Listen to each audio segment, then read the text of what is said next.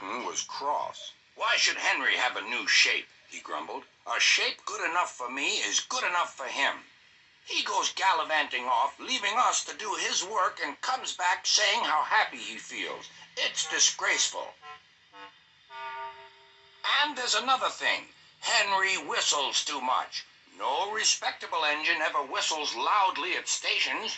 It isn't wrong, but we just don't do it." Poor Henry didn't feel happy anymore. "Never mind," whispered Percy. "I'm glad you're home again. I like your whistling." "Goodbye, Henry," called Gordon. "We're glad to have you with us again. But remember what I said." Later, Henry stopped at Edward's station. "Hello, Henry," said Edward. "You look splendid. I was pleased to hear your happy whistle yesterday." "Thank you, Edward," smiled Henry. "Shh. Can you hear something? It sounds like Gordon," said Edward. "And it ought to be Gordon. But Gordon never whistled like that." It was Gordon. He came rushing down the hill at a tremendous rate. He didn't look at Henry, and he didn't look at Edward. He screamed straight through the station and disappeared.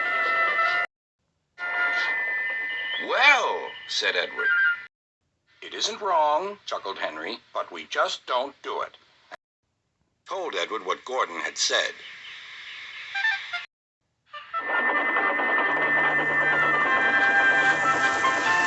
Meanwhile, Gordon screeched along the line. The noise was awful.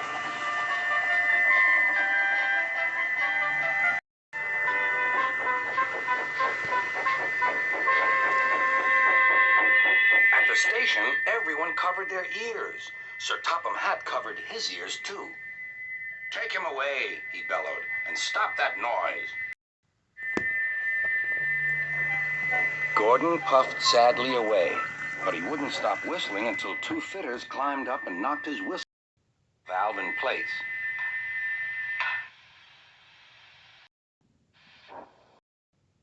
That night, Gordon slunk into the shed.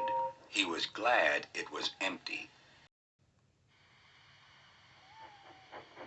"It isn't wrong," murmured Henry to no one in particular, "but we just don't do it." No one mentioned whistles. Next morning, Henry was enjoying himself enormously. "I feel so well, I feel so well," he sang. "Trickety-trot, trickety-trot," hummed his coaches. Then he saw some boys on a bridge. "Beep, beep, hello," he whistled. "Oh," he called.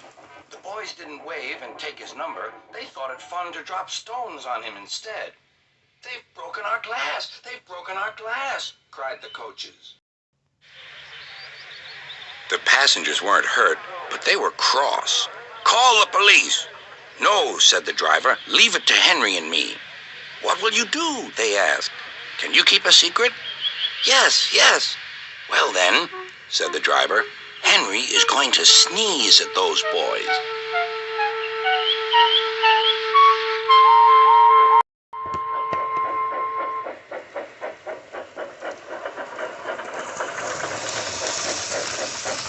Lots of people were waiting at the station just before the bridge. They wanted to see what would happen. "Henry has plenty of ashes," said the driver. "Please keep all windows shut till we've passed the bridge. Henry's as excited as we are, aren't you, old fellow?"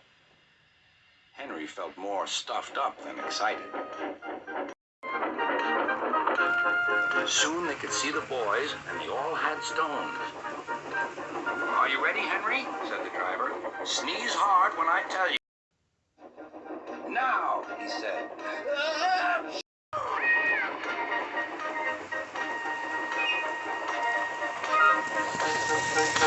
"Well done, Henry," laughed his driver. Henry went home, hoping that next time he saw Gordon and the boys, they would have learned not to be so mean.